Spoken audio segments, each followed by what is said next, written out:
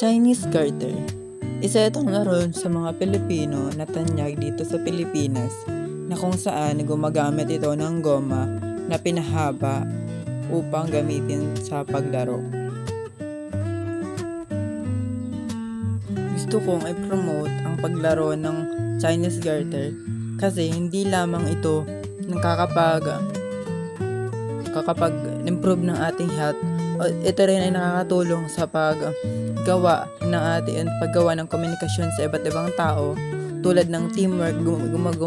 Gumagawa rin ito ng teamwork, saka nakikipag-communicate tayo sa iba't ibang tao.